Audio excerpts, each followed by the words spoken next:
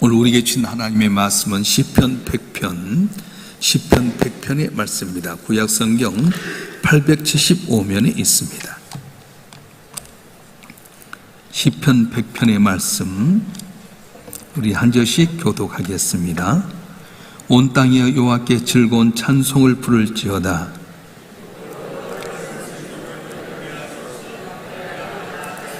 여호와가 우리 하나님의 줄 너희는 알지어다. 그는 우리를 지으신 이시오 우리는 그의 것이니 그의 백성이요 그의 기르신 양이로다.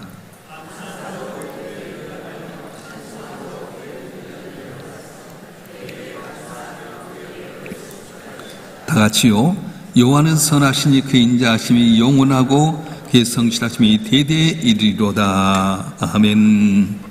기도하겠습니다. 전능하신 아버지 하나님, 언제나 우리에게 좋은 걸 줄 원하신 아버지 하나님, 오늘도 저희를 단잠을 깨서 주 앞에 나와 예배하시도록 인도해 주시오니 감사합니다. 한 분 한 분 당면한 어려운 문제 때문에 낙심하고 절망할 수 있지만 그 너머에서 나를 보고 계시고 내게 복준 하나님 바라보는 가운데 담을 넘게 하여 주시고 입술로 했던 것 응답받아 하는 영광을 나타낸 우리 모두가 될수록 은혜를 베풀어 주시옵소서.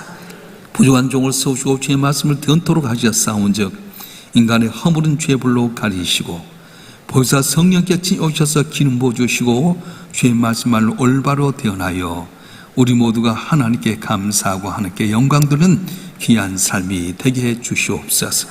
우리 주 예수 그리스도의 이름으로 감사하며 기도하옵나이다. 아멘. 우리는 상황이 좋아질 때 또 내가 생각지 못했던 문제가 풀려지고 형통할 때 감사하다고 표현할 때가 있습니다. 그런데 내 삶이 녹록지 않고 생각했던 것이 잘 이루어지지 않고 생각지 못했던 질병이 오게 될 때는 거기에 대해서 우리가 감사하다는 말을 못하고 묵묵부답할 때가 있습니다. 오늘 시편 100편은 시편 가운데 아주 독특한 위치에 있는데요. 시편 150편의 시편 가운데서 표제 제목이 감사라고 하는 이야기가 들어간 오직 시편 100편의 이야기입니다. 자, 그러면 이 시편 100편의 찬송이 나온 배경이 무엇인가? 정말로 환경이 좋고 조건이 좋아서 그런 건가? 그건 아니라고 하는 겁니다. 이제 구약 성경 학자들이 의하게 되면 이 시편 100편의 배경이 어딘가? 포로기에서 돌아와서 성전에 올라가면서 드려진 찬송이다. 또 어떤 감사절 속에서 무리들이 불렀던 찬송이다. 그렇게 이야기하게 됩니다. 자, 이스라엘 백성들이 포로기에 돌아와서 성전에 올라갈 때 편안한 길이 아니었습니다. 여러분 예루살렘에 올라가 보면요, 거기가 언덕백이거든요. 그러니까 올라가는 언덕도 힘들고 또 관람하면서 유람하면서 가는 길이 아닙니다. 근데 딱 가서 보니 예루살렘 성벽은 무너졌지요. 성전은 허름해졌지요. 근데 그 성전을 들어가면서 불렀던 찬송이 오늘 시편 100편이라고 하는 거예요. 자, 시편 100편 4절의 말씀 한번 읽어볼까요? 시작. 감사함으로 그의 문에 들어가며 찬송함으로 그의 궁전에 들어가서 그의 감사하며 그의 이름을 송축할지어다. 아멘. 환경이 보온되지 않았습니다. 눈앞에 현실이 풍족하기 때문에 감사한 것이 아닙니다. 그럼에도 불구하고 그들이 성전에 와서 소리를 높여서 감사할 수 있는 이유가 과연 무엇이었을까? 이스라엘 백성들은 자기 정체성을 생각하게 됩니다. 이스라엘 백성들의 정체성이 어디서 나옵니까? 광야에서 나오거든요. 430년 동안 노예 생활했던 곳에서 이제 길이 없었습니다. 아들 낳으면 이제 다 날강에 던져 죽어야 되고요. 남자는 벽돌을 지어서 아침부터 저녁까지 수고하고 있어야 되는데 하나님께 모세를 보내서 10가지 재앙을 통해서 그들이 애굽을 탈출하게 됩니다.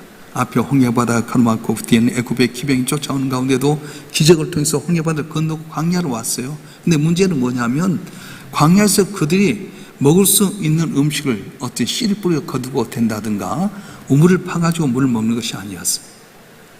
먹을 것도 없고 마실 것도 없는데 광야 생활 가운데 하나님께서 그들에게 자고 나면 만나를 주셨고 또 물이 없을 때는 반석을 쳐서 물이 솟아나게 만들고 그래서 그들의 생각에는 우리는 내 힘대로 살 수 없는 존재였는데 하나님 은혜로 살았구나.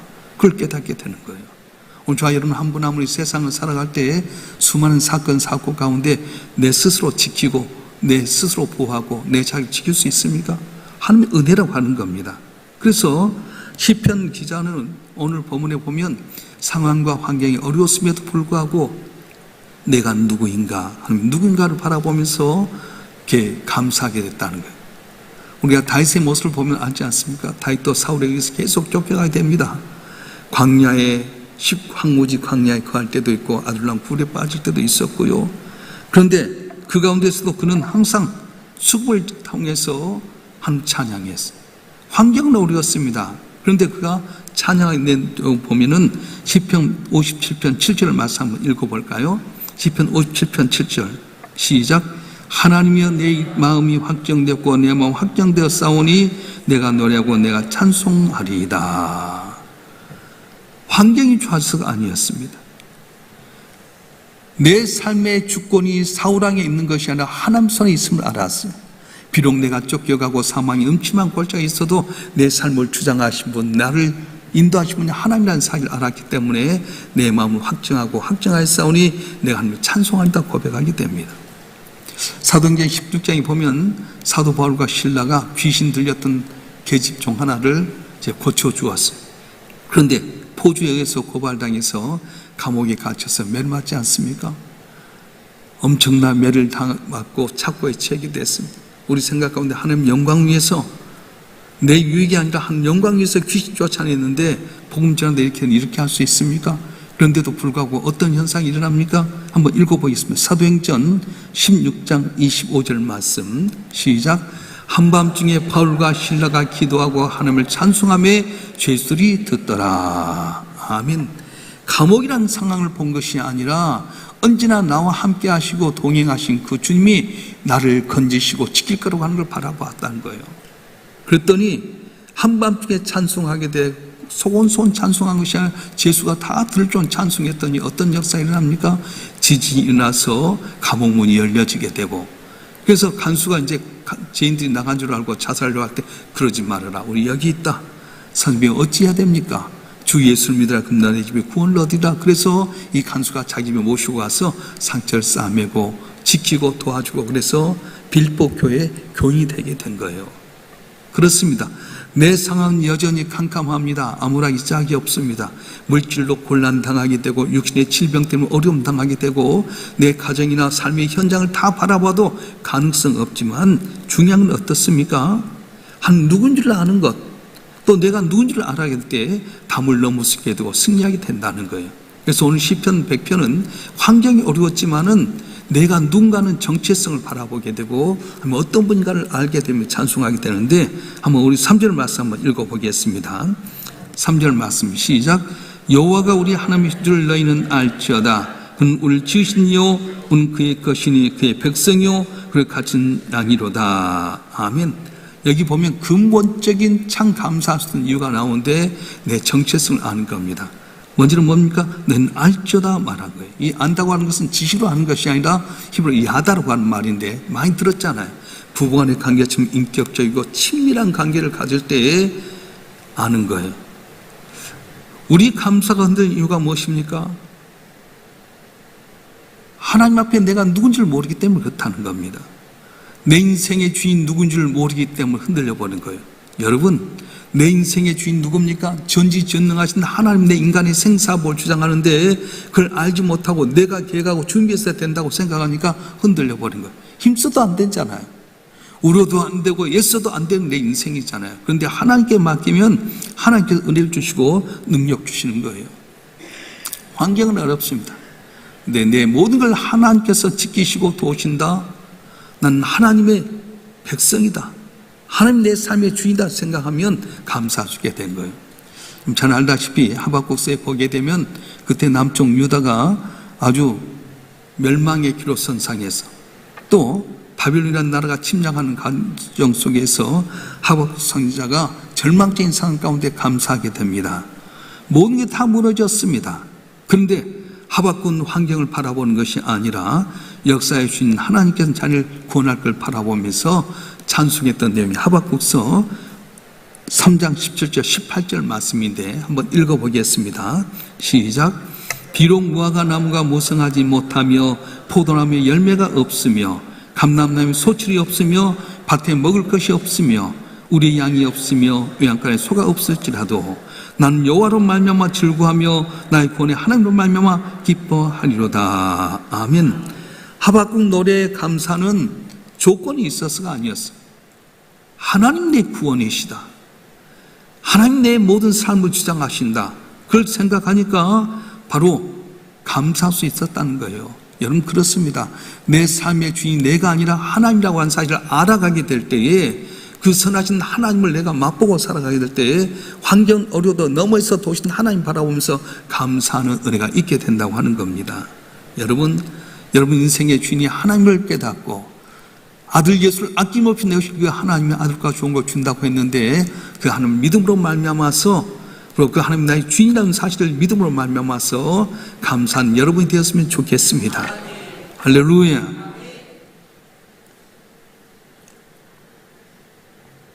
또 여기서 말하는 뭐냐면 그는 우리를 지으신 이시 오는 그의 것이니 이렇게 말했어요. 우리 인간은 스스로 존재하는 스스로 자존한 존재가 아닙니다. 뭔가에 의해서 움직여가는 거예요. 창조주 하나님 우리 인간을 만들 때 그냥 어쩌다 뚝딱뚝딱 만드는 것이 아니라 우리 한 분 한 분에 대한 목적을 갖고 이 땅에 태어나게 만드셨습니다. 그래서 우리 국민교육헌장 할 때 우리 이 땅에 사명을 갖고 태어났다 하는 것처럼 저와 여러분 한 분 한 분이 우연히 태어난 것이 없이 다 사명을 갖고 오게 됐습니다. 어떻게요? 예수의 피값으로 말미암아서 우리 제3을 받게 만들고 이 땅에 사명을 감당케 만들었는데 자, 여러분 한 분 한 분이 어떤 존재입니까? 난 그의 지으신 것이요 만드신 존재다. 저는 이렇게 식당에 가서 이제 같이 식사를 하다가 돌아올 때 우리 가끔 권사님들 가운데 아이고 내 가방 놔뒀어, 내 핸드폰 놔뒀어 돌아가는 거예요. 남의 것이면 보지도 않잖아요. 내 것이니까 내 가방 찾으러 가고요, 내 핸드폰이니까 그 핸드폰 찾으러 가는 거예요. 내 것 아니면 그냥 가버리잖아요. 하물며 핸드폰도 그렇고 가방도 그런데 전능하신 하나님이 핏값으로 세운 우리를 어찌 그만두시겠어요. 그래서 이 시편 기자는 우리는 그의 지으신 것이요 우리는 그의 것이다 그렇게 확신하면서 그 하나님이 당신의 건 우리를 어찌 그냥 놔두겠냐 감사하게 된다는 겁니다. 특별히 세 번째는 그의 백성이요 그의 기르시는 양이로다 이렇게 말했어요. 양은 스스로 보호할 수 있는 무기가 하나도 없습니다. 시력도 좋지 않고요, 방향 감각도 없고요, 스스로 먹이를 찾을 능력도 부족합니다. 이 양의 필요한 뭡니까? 선한 목자예요. 양이 양답게 살아갈 수 있는 것은 어떤 목자를 만나에 따라 다르는데 우리 하나님이 선한 목자다. 그래서 그 하나님께서 우리의 삶 가운데 놀라운 은혜를 주고 복을 주시기 때문에 나는 감사한다 그렇게 이야기했어요. 그러니까 여러분 오늘 우리가 알아야 할 건 내 정체성을 알았으면 좋겠어요. 그를 알쩌다 했던 말씀처럼 내 삶의 주인 내가 아니라 하나님 내 주인이시다. 난 주의 것이기 때문에 주께서 책임지신다.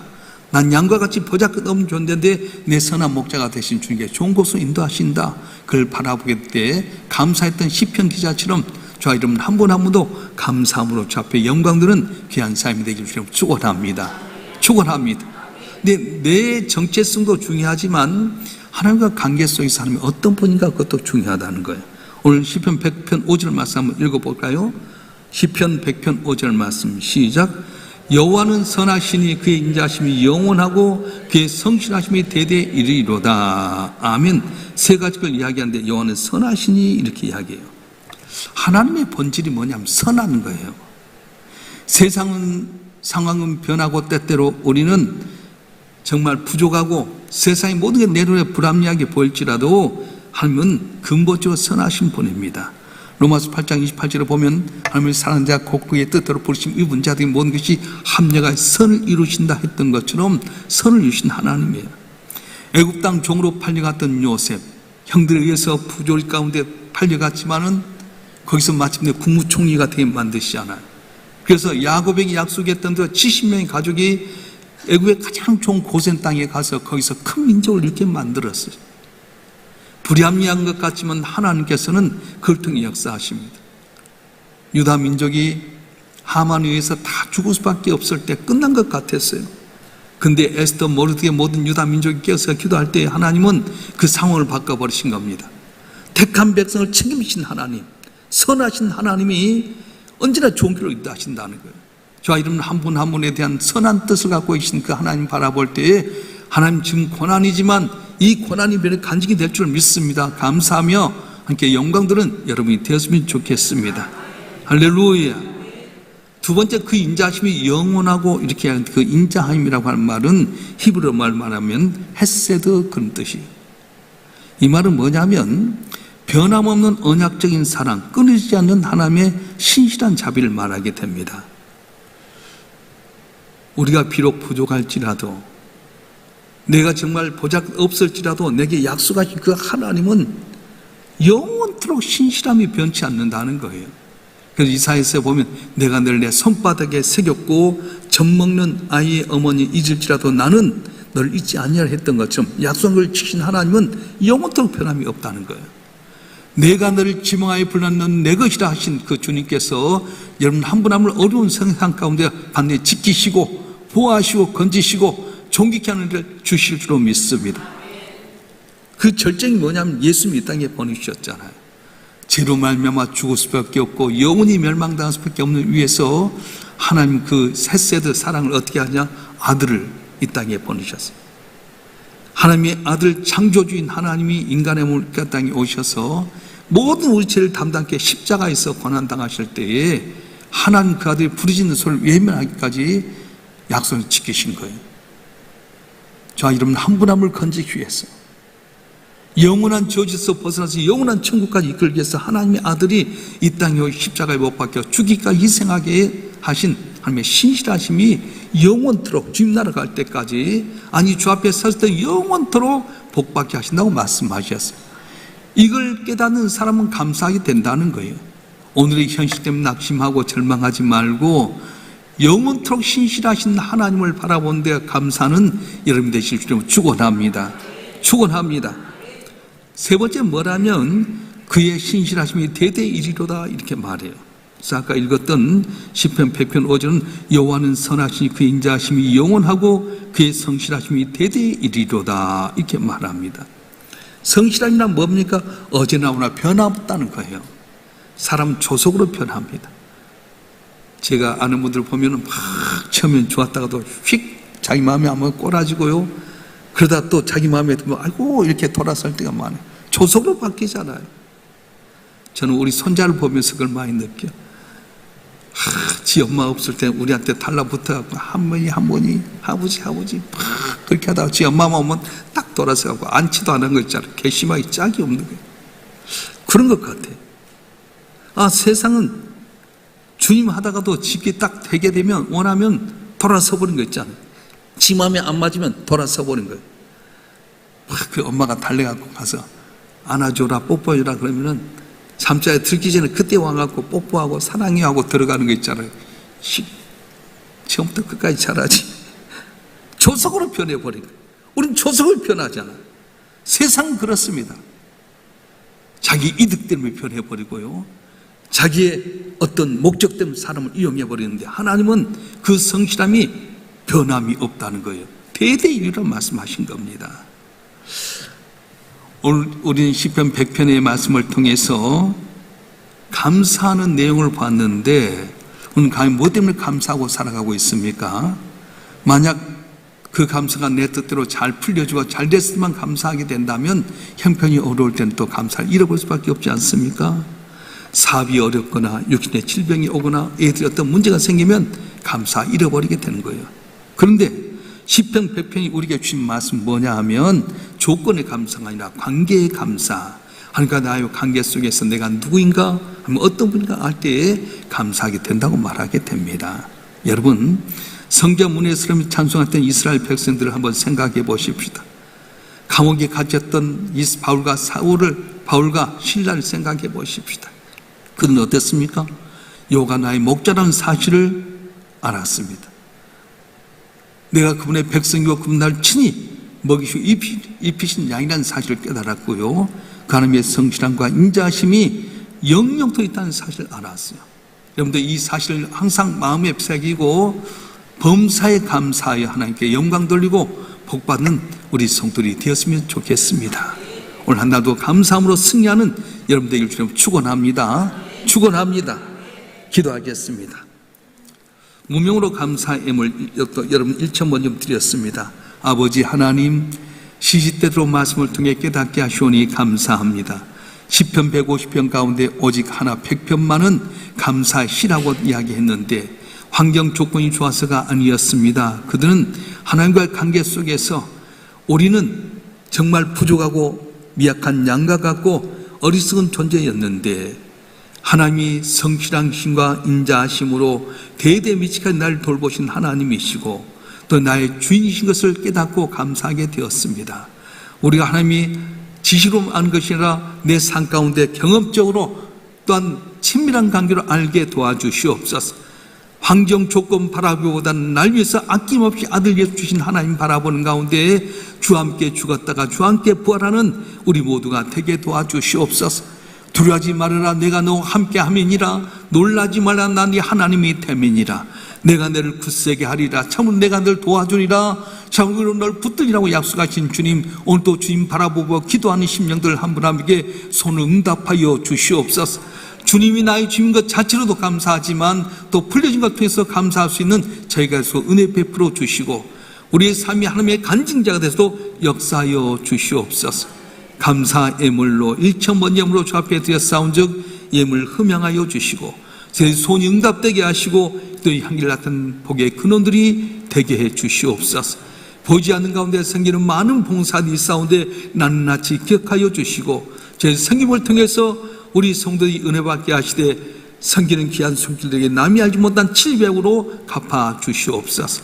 오늘 한날도 푸른 초장 실만한 물간도 하여 주시고 밤에 잠자리 들 때는 하나님께 베푼 은혜로 더더욱 감사하는 우리 성도들이 되게 해 주시옵소서. 거룩하신 예수 그리스도 이름으로 간절히 기도하오며 이제는 우리 주 예수 그리스도의 은혜와 아버지 하나님의 극진하신 사랑과 성령님의 감화 감동 이로 충만 교통하심이 오늘도 주님 앞에 나와 예비하며 주님께 영광 돌리는 주님의 사랑하는 자들 한 분 한 분 위에 이들의 가정과 생업과 남은 삶의 여정과 우리의 산 명성교회와 우리의 조국 대한민국 위에 지금부터 영원토록 함께 하시기를 간절히 축원하옵나이다. 아멘.